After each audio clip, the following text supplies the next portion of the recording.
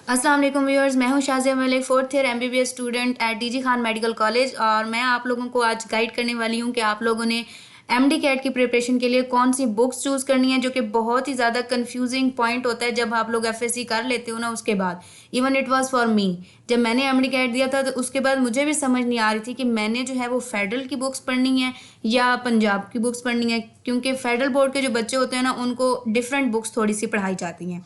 तो वीडियो को लाजमी एंड तक देखिएगा ताकि आप लोगों को पता लग सके और आप लोगों की सारी कन्फ्यूजन दूर हो सके कि आप लोगों ने एमडी कैट की तैयारी करने के लिए बुक्स चूज कौन सी करनी है। So let's start.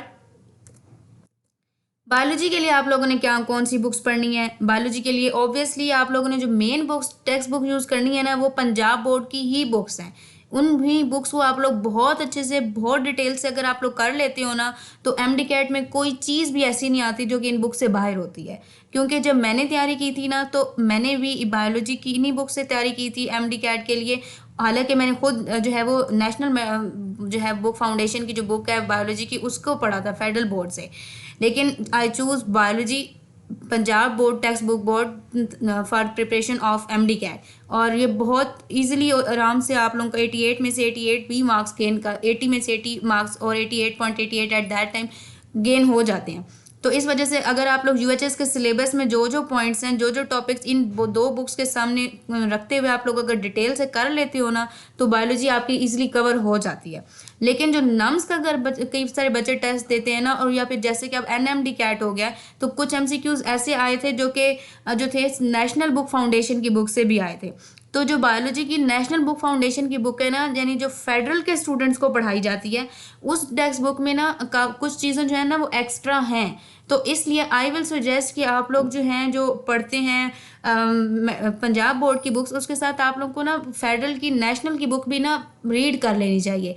मतलब अगर आप एक टॉपिक पढ़ते हो फ्रॉम लाइक कार्बोहाइड्रेट्स या biomolecules from first year of the Punjab board, तो आप लोग इसी तरह फर्स्ट ईयर की जो बुक है नेशनल बुक फाउंडेशन की, उसमें से भी वही टॉपिक रीड कर लो। और फिर जो चीज़ आप लोगों को एडिशनल लगती है वो आप लोग नोट डाउन कर लो, ताकि इस तरह आप लोगों को ना इजीली समझ आ सकेगी कि आप लोगों ने असल में कैसे कौन सी चीज़ एक्स्ट्रा है। और एंड पे फिर आप लोगों के पास जो बुक मेन रह जाएगी ना, वो पंजाब बोर्ड की बुक होगी।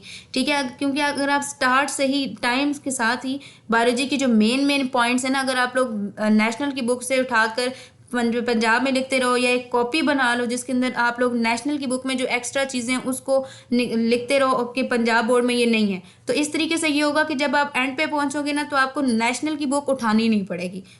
क्योंकि इतना टाइम नहीं होता कि आप इतनी ढेर सारी बुक्स को रिवाइज करने के लिए बैठ जाओ।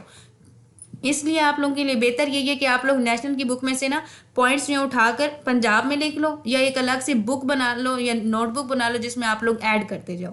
तो लेकिन आप लोगों ने नेशनल की बुक बायोलॉजी के लिए ज़रूर देखनी है, क्योंकि अक्सर इसमें से क्वेश्चन जो हैं वो पूछ लिए जाते हैं। लाइक ट्रांसफ़र आरएनए की जो क्वांटिटी है वो नेशनल की बुक में 45 बताई हुई है कि अब तक 45 डिस्कवर हो चुके हैं, लेकिन जो पंजाब की बुक है उसमें उन्होंने 25 बताए हुए हैं। तो इसलिए कन्फ्यूज़ हो जाता है बंदा कि बंदा किस चीज़ को चूज़ करे। ठीक है, तो आप लोगों ने इसको ख्याल रखना है। केमिस्ट्री के लिए नेशनल बुक फाउंडेशन की बुक मैंने बहुत अच्छे से देखी है, एंड पंजाब की भी मैंने देखी है, कोई खास डिफरेंस नहीं है। ठीक है, जो जो चीज़ें एंट्री टेस्ट के लिहाज से इंपॉर्टेंट है, जो जो टॉपिक दिए हुए नेशनल में, सेम वही टॉपिक जो है वो दिए हुए हैं जी पंजाब बोर्ड की बुक में। बहुत अच्छी बुक है और आप लोग इसी को फॉलो करें। सिलेबस जो है यूएचएस का सिलेबस है, बिल्कुल सेम टू सेम आप लोगों ने वो जो है ना पढ़ना है फ्रॉम पंजाब बोर्ड की बुक से। और सेकंड ईयर किसी तरह जो बुक है आप लोगों की केमिस्ट्री की, उसमें से भी आप लोगों ने ना यही चीज़ें देखनी है और यही चीज़ें पढ़नी है। ठीक है, सिलेबस के अकॉर्डिंग चलना है। सिलेबस से इधर उधर कोई चीज़ याद करने की ज़रा भी ज़रूरत नहीं है, बिकॉज सिलेबस से बाहर से क्वेश्चन नहीं आते होते इतने। ठीक है, तो आप लोगों ने जो टारगेट रखना है वो पंजाब बोर्ड की बुक को ही रखना है फॉर केमिस्ट्री। लेकिन ईच एंड एवरी पॉइंट जो होगा ना वो आप लोगों की फिंगर टिप्स पे होना चाहिए। ईच एंड एवरी कॉन्सेप्ट जो है ना वो आप लोगों को ना आना चाहिए। इसके अलावा जो बुक्स है ना कि आप पंजाब बोर्ड की बुक्स हो गई, प्रैक्टिस के लिए किप्स की बुक्स हो गई, या स्टेप्स की बुक्स हो गई, ये मैं आप लोगों को ना डिस्क्रिप्शन में वीडियो की ज़रूर दे दूंगी, ताकि आप लोगों को ना ईजी हो जाए, आप लोगों को ढूंढनी ना पड़े। ठीक है, तो डिस्क्रिप्शन वीडियो की लाजमी देखिएगा after watching the video. Physics physics जो है वो एक ट्रिकी सा टॉपिक आ जाता है, एक ट्रिकी सब्जेक्ट है from entry test point of view, because यही एक सब्जेक्ट होता है जो स्टूडेंट्स को ना मार देता है, यही एक सब्जेक्ट होता है जो बंदे को ना यानी तंग करता है एंट्री टेस्ट में। तो लेकिन अगर आप लोगों को इसका कॉन्सेप्ट आ जाए ना तो फिर आप लोगों को किसी चीज़ की ज़रूरत नहीं होती। जो टीचर आप लोगों को फिजिक्स पढ़ा रहे हैं एंट्री टेस्ट का, सारे ही एंट्री टेस्ट के टीचर जो हैं वो अच्छा पढ़ाते हैं, तो आप लोगों ने उनके नोट्स बनाने हैं ताकि एंड पे आप लोगों के जो पॉइंट्स हैं वो क्लियर हो। स्पेशली जो वेक्टर्स हैं, इसके अलावा टॉर्क है, इसके अलावा work, force, centripetal force etcetera, यानी ये जो टॉपिक्स हैं, हीट वाला जो आप लोगों का चैप्टर है। इसी तरह जो सेकेंड ईयर की फिजिक्स है उसमें जहाँ जहाँ न्यूमेरिकली और जहाँ पे न्यूमेरिकल नहीं भी हैं, जो कॉन्सेप्ट बनता है एक्सेलरेशन का, एंगुलर एक्सेलरेशन का, उनके डायमेंशंस क्या हैं एक्सेट्रा, ये सारी चीज़ें आप लोगों की ना फिंगर टिप्स पे हो ना, या आप लोगों को ये सारी चीज़ों का कॉन्सेप्ट डिटेल में हो, तो ऐसा हो ही नहीं सकता कि आप लोगों से एमडी कैट जो है वो क्लियर ना हो पाए। बिकॉज एमडी कैट कोई इतना टफ नहीं होता और ना ही कोई इतनी कोई बला चीज़ होती है जिसको आप लोग देख के डर जाओ या नहीं हो रहा, ये आराम से हो जाता है अगर आप लोग अपने स्ट्रेस को कंट्रोल कर जाओ और अगर आप लोगों के कॉन्सेप्ट अच्छे वाले क्लियर हैं तो मेन थिंग आप लोगों ने फिजिक्स में कॉन्सेप्ट बनाने हैं, डिटेल में बनाने हैं। बायोलॉजी में तो आप लोगों की जो बुक है ना उसी की लाइंस आपके एंट्री टेस्ट में आती हैं, तो इस वजह से आप लोगों ने हर लाइन को डिटेल में पढ़ना है। कौन सा एमसीक्यूज आ रहा है आप लोग उसे अंडरलाइन करते जाओ साथ साथ में। इंशाल्लाह मैं आप लोगों को नेक्स्ट वीडियो में बताऊंगी भी सही कि आप लोगों ने पढ़ना कैसे है। ठीक है, ये तो मैं आप लोगों को बुक्स बता रही हूँ कि आप लोगों ने बुक्स कौन सी चूज़ करनी है। तो फिजिक्स के लिए इन दो बुक्स, ये जो फर्स्ट ईयर सेकंड ईयर की बुक्स हैं पंजाब बोर्ड बुक की, इसके अलावा कोई ज़रूरत नहीं है आप लोगों को करने की। लेकिन जो यूएचएस का सिलेबस इन वो बुक्स को कवर करता है उसका हर कॉन्सेप्ट आप लोगों को आना चाहिए। ठीक है, ताकि आप लोग पेपर में कन्फ्यूज़ ना हो। कॉन्सेप्ट चीज़ आप लोगों के पास एंट्री टेस्ट के लिए मस्ट है। इंग्लिश के लिए, इंग्लिश हमें अक्सर जो है पाकिस्तानी स्टूडेंट्स को बहुत ज़्यादा तंग करती है कि ग्रामर की मिस्टेक्स निकालनी होती हैं आप लोगों ने। तो इसके लिए जो मैंने बुक्स चूज़ की थी बहुत ही अच्छी बुक्स हैं, ये किप्स की ग्रामर की बुक एंड किप्स की ही वोकैबलरी की बुक। ये दोनों बुक्स अगर आप लोगों को बहुत अच्छे से याद है ना तो ग्रामर की कोई चीज़ मिस नहीं होती।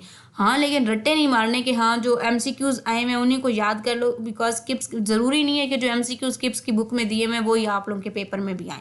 ठीक है, तो आप लोगों ने जो चीज़ करनी है ना वो ये है कि आप लोगों ने उसमें देखना है कि कौन सा कहाँ विल बी यूज़ करना है, कहाँ शेल यूज़ करना है, कहाँ कॉमा यूज़ करना है, कहाँ इन्वर्टेड कॉमास यूज़ करने हैं, मतलब कहाँ पे वो चीज़ मिसिंग होगी तो आप लोग आइडेंटिफाई कर लो कि यहाँ पे मिस्टेक है। तो इस तरीके से आप लोगों ने बुक को पढ़ना है। और वोकैबलरी की जो बुक है उसमें डायग्राम्स के थ्रू जो है ना एक्सप्लेन किया हुआ है। ठीक है, तो डायग्राम के थ्रू एक्सप्लेन किया हुआ है तो आप लोगों को जो है ना बहुत इजी हो जाता है आप लोगों के लिए वो याद करना। ठीक है, तो कोई काफ़ी सारे वर्ड्स होते हैं ना तो इसलिए आप लोग ना वो लाजमी डायग्राम के थ्रू याद कर लेते हो क्योंकि एक विजन की मेमोरी बन जाती है। ठीक है, तो इसके अलावा अगर आप जो अगर एफएससी के स्टूडेंट हो तो आप लोगों की जो बुक्स हैं उसमें आप लोग अंडरलाइन करते जाओ कि कहाँ कहाँ पे ग्रामर की मिस्टेक्स आ रही हैं और उसको नोट डाउन करते जाओ कि हाँ मेरी अपनी बुक में ये ग्रामर की मिस्टेक्स थी। ठीक है, तो इस तरीके से आप लोगों की ना काफ़ी हेल्प हो जाएगी। एट द एंड आपके पास एक बहुत बड़ी चीज़ें होंगी एंड पे कि हाँ ये सारी चीज़ें जो है मेरे पास नोट्स हैं और इनके थ्रू जो है ना मैं अपने एंट्री टेस्ट की एंड टाइम पे जो लास्ट 3 to 4 डेज होते हैं या 7 डेज होते हैं उनमें रिवीजन कर सकूँगी या कर सकूँगा। ठीक है, वोकैब तो आपके सॉलिड मार्क्स होते हैं, इसको मत मिस कीजिएगा। 10 क्वेश्चन आते हैं वोकैब में से तो ये तो बिल्कुल गलत नहीं होने चाहिए। जो मैंने आप लोगों को इंस्ट्रक्शंस बताई हैं ना उनको आपने फॉलो करना है। इसके अलावा ये कुछ इंस्ट्रक्शंस हैं आप लोगों ने इनको भी बहुत ज़रूर फॉलो करना है। नोट्स बनाने हैं जब आप लोग पढ़ रहे हो, अंडरलाइन करना है, हाईलाइट करना है, यहाँ एमसीक्यूज बन रहा है लिख लो वहाँ पे। ठीक है, इस वजह से कह रही हूँ ताकि लास्ट जो डेज होंगे ना आप लोगों के 3 से 4 दिन उनमें आप लोगों के लिए आसानी हो कि आप लोगों ने जो है ना एंड पे मटेरियल रखो, वही चीज़ रिवाइज करो जो पेपर में आनी है। ठीक है, एमसीक्यूज के लिए अंडरलाइन करना है या हाईलाइट भी कर सकते हैं आप लोग। दूसरों के नोट्स आप लोगों ने बिल्कुल नहीं देखने, अपने नोट्स बनाओ क्योंकि दूसरों के नोट्स की नहीं समझ आती और ना ही उनका कोई फ़ायदा होता है। बिकॉज हर इंसान अपने हिसाब से लिखता है कि उसके लिए कौन सी चीज़ इंपॉर्टेंट है। ठीक है, इसके अलावा जो बहुत इंपॉर्टेंट चीज़ है कि यूएचएस के अब तक के जितने भी पेपर्स आ चुके हैं, पास पेपर्स एमडी कैट के सब आप लोगों ने जो है ना वो प्रैक्टिस करना है, चाहे वो 2005 का पेपर है चाहे वो 2015 का पेपर है। ठीक है, क्योंकि पहले 220 एमसीक्यूज आते थे लेकिन अब जो है वो 200 कर दिए गए हैं फॉर एन एमडी कैट। तो इसलिए आप लोगों ने सारे के सारे जो है ना अब यूएचएस के वो पेपर जो है वो सॉल्व करने हैं। इसके अलावा यूएचएस के पास पेपर्स का लिंक भी मैं आप लोगों को डिस्क्रिप्शन में दे दूंगी ताकि आप लोगों को ज़्यादा कहीं ढूंढने की ज़रूरत ना पड़े। ठीक है, तो ये एक वीडियो थी ताकि आप जिसमें आप लोगों को मैं ये बता सकूं कि आप लोगों ने बुक्स कौन सी चूज़ करनी है। होप्स हो कि आप लोगों को समझ में आ गई होंगी कि आप लोगों ने कौन सी बुक्स चूज़ करनी है और आप लोग अब कंफ्यूज नहीं होंगे। तो आप लोगों ने ये वीडियो बाकियों के साथ भी शेयर करनी है ताकि बाकी सब भी कंफ्यूज ना हो। ठीक है, thank you so much and अल्लाह हाफिज़।